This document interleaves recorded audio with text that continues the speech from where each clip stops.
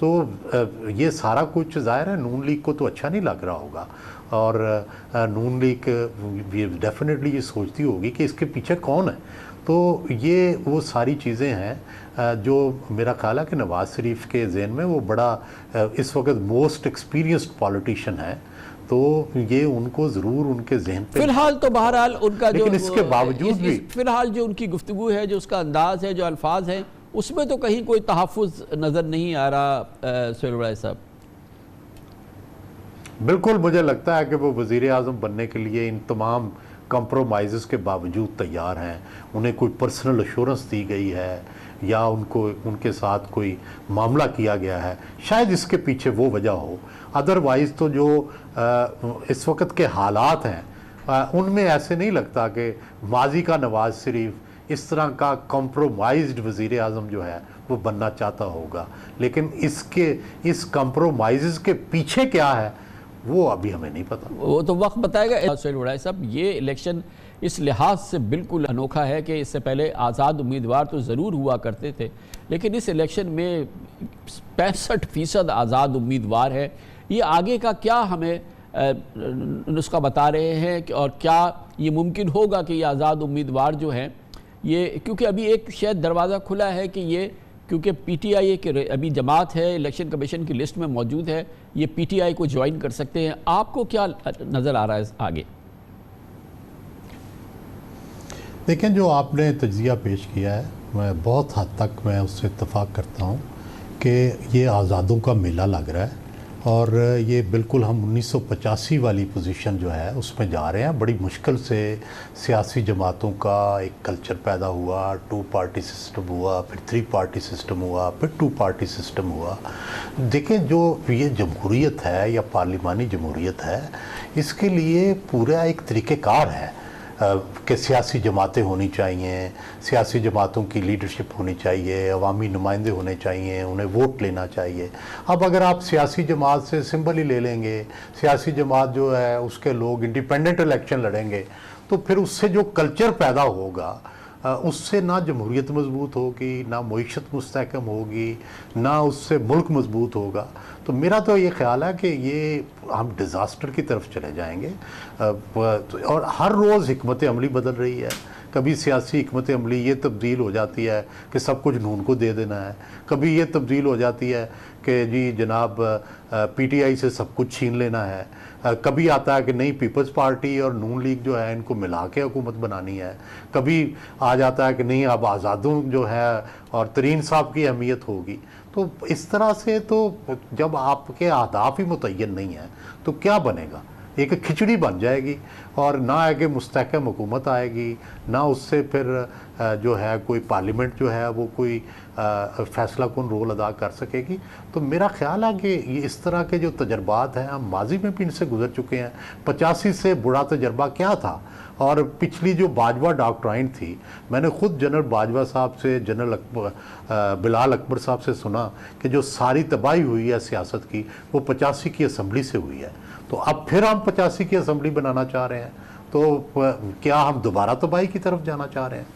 सुहेल वड़ाई साहब, आपने जो शुरू में फरमाया कि आपको लगता है कि कुछ एक बड़ा कन्फ्यूजन है, कभी हिकमत अमली ये बनती है कि नून लीग को ज़्यादा दे देना है, कभी हिकमत अमली ये बनती है कि आज़ाद को हम नून लीग में शामिल हो जाएंगे, ये बनती है कभी कि पीपल्स पार्टी और जो है नून लीग को कहीं मिला दिया जाएगा। एक बड़े कन्फ्यूजन की आपने बात की थी, मुझे ये फरमाइएगा कहीं ऐसा तो नहीं है कि दरकार हिकमत अमली ही कन्फ्यूजन है? नहीं, देखिए, फ़र्ज़ करें अगर ये हिकमत अमली है तो कभी क्या कन्फ्यूजन से भी कोई सॉलिड चीज़ सामने आई है? कन्फ्यूजन से कन्फ्यूजन ही फैलता है। तो बुनियादी तौर पर तो देखें, जब भी दुनिया में कोई स्ट्रेटजी बनाई जाती है तो उसका एक सॉलिड रिज़ल्ट जो है वो एक्सपेक्ट किया जाता है। लेकिन अगर आप कंफ्यूज्ड पॉलिसी होगी या कंफ्यूज करना मकसद होगा तो उसका रिज़ल्ट भी कंफ्यूजन निकलेगा ना। तो क्या ठीक है, हो सकता है कंफ्यूजन का फ़ायदा हो किसी को, किसी अदारे को, लेकिन मुल्क को भी क्या फ़ायदा है? देखना तो ये है ना कि अल्टीमेटली तो अदारे भी और हम भी सब चाहते हैं ना कि मुल्क की बेहतरी हो। तो मुझे नहीं लगता कि इससे मुल्क की बेहतरी होगी। एक और पहलू जनाब सोहेल साहब, इलेक्शन में ज़ाहिर है कि गो के पीटीआई तो इलेक्शन कैंपेन नहीं लड़ पा रही है, लेकिन नून लीग को मुकम्मल आज़ादी है, पीपल्स पार्टी को भी है, और जनाब नवाज शरीफ खुद मैदान में हैं। और हम बड़ी एक तब्दीली देख रहे हैं उनके बयानिए के हवाले से। इससे पहले वो मुसलसल ज़ाहिर है कि सिविलियन सुप्रेमेसी और आइन की बालादस्ती उनकी ज़बान से रुकता नहीं था, और ये ज़बान उनकी हर वक्त ये रहती थी मुतालबा और ये ख्वाहिश। इसका जिक्र मैंने अभी तक उनकी किसी तकरीर में नहीं सुना। दूसरी जानिब वो इससे पहले हमेशा कहते रहे थे कि हमें वाज़ेह अक्सरियत मिले तो हम हुकूमत करें, अदरवाइज़ तो ये कोई फ़ायदा नहीं होता, कि ये सांझे की हुकूमत और इस किस्म की हुकूमतों का कोई फ़ायदा नहीं होता। और दर्जनों चीज़ें हैं जो नवाज़ शरीफ साहब की रिकॉर्ड पर हैं। लेकिन आपके नज़दीक क्या वो तैयार हैं कि जिस तरह का निज़ाम सामने आ रहा है, जिसकी आपने अक्कासी भी की, और ज़ाहिर है कि जो आया है कि किसी एक पार्टी की वाज़ेह अक्सरियत नहीं होगी और ये फिर आज़ाद पहुँचाए जाएंगे, कुछ MQM होगी या दूसरी जमातें बाप होगी या JUI होगी और फिर एक खिचड़ी होगी और वो जमात होगी। ये तमाम मामला, ये तमाम कॉम्प्रोमाइज़ बयानिया, ये नवाज़ शरीफ साहब को सूट करेगा और इसके बावजूद वो वज़ीर आज़म बनना चाहेंगे? मेरा ख्याल है कि आप सही कह रहे हैं कि मेरा ख्याल है कि उन्हें ये अंदाज़ा है कि ये सारा कंप्रोमाइज़ मुझे करना पड़ेगा, स्पेस नहीं है। जो वो नई फैसिलिटेशन काउंसिल बन चुकी है, इसका मतलब है कि मईशत के अंदर भी मुक्तदरा का किरदार होगा। इसी तरह जिस तरह अब काकड़ साहब वज़ीर आज़म हैं, जो शहबाज साहब रहे हैं, या इससे पहले इवन इमरान खान थे, तो स्पेस वज़ीर आज़म की नहीं रही। और पहले आपको पता है कि नवाज़ शरीफ तो जो वज़ीर आज़म की स्पेस थी उसको ज़्यादा से ज़्यादा बढ़ाने की कोशिश में उनकी लड़ाई होती थी फ़ौज से। तो ये सारे इश्यूज़ हैं, लेकिन जो मेरी अंडरस्टैंडिंग है इस वक्त नून लीग की जो लीडरशिप है, उसको इस वक्त की मुक्तदरा ने ये यकीन दिलाया है कि हम मिल के चलेंगे। हम मईशत जो है वो हमारा मेन टारगेट है और आपको हम सपोर्ट करेंगे। लेकिन मेरा ये ख़्याल है कि जिस तरह से हिकमत अमलियाँ तब्दील हो रही हैं, उसकी वजह से मुझे ये लगता है कि नवाज़ शरीफ जितना खुल के सियासत करनी चाहिए थी उन्हें, उतनी खुल के नहीं कर रहे। जितनी बड़ी उन्हें कैंपेन करनी चाहिए थी वो भी मुझे करते हुए वो नज़र नहीं आते। तो मुझे लगता है कि हो सकता है उनके अंदर भी तहफ़्फ़ुज़ात डेवलप हो रहे हों कि भाई ये क्या हो रहा है हमारे साथ, क्योंकि पहले जैसे मैंने आपको अर्ज़ किया कि सब कुछ उनकी टोकरी में डालने का इरादा था, अब इंडिपेंडेंट भी आ गए हैं, अब जहांगीर तरीन साहब भी इम्पॉर्टेंट हो गए हैं। पीपल्स पार्टी जो है, पहले कहा जाता था कि सिंध में उनको रोका जाएगा GDA और MQM के ज़रिए, अब पीपल्स पार्टी भी अपना शेयर ले रही है। लाहौर में बिलावल भुट्टो भी आ गए हैं। तो ये सारा कुछ ज़ाहिर है नून लीग को तो अच्छा नहीं लग रहा होगा, और नून लीग डेफिनेटली ये सोचती होगी कि इसके पीछे कौन है। तो ये वो सारी चीज़ें हैं जो मेरा ख्याल है कि नवाज़ शरीफ के ज़हन में वो बड़ा इस वक्त मोस्ट एक्सपीरियंस्ड पॉलिटिशियन है, तो ये उनको ज़रूर उनके जहन पे फिलहाल तो बहरहाल उनका लेकिन इसके बावजूद भी फिलहाल जो उनकी गुफ्तगू है, जो उसका अंदाज़ है, जो अल्फाज हैं, उसमें तो कहीं कोई तहफ़्फ़ुज़ नज़र नहीं आ रहा सोहेल साहब।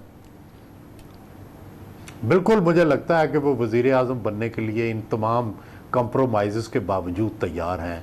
उन्हें कोई पर्सनल एश्योरेंस दी गई है या उनके साथ कोई मामला किया गया है, शायद इसके पीछे वो वजह हो। अदरवाइज़ तो जो इस वक्त के हालात हैं उनमें ऐसे नहीं लगता कि माजी का नवाज़ शरीफ इस तरह का कॉम्प्रोमाइज्ड वज़ीर आज़म जो है वो बनना चाहता होगा।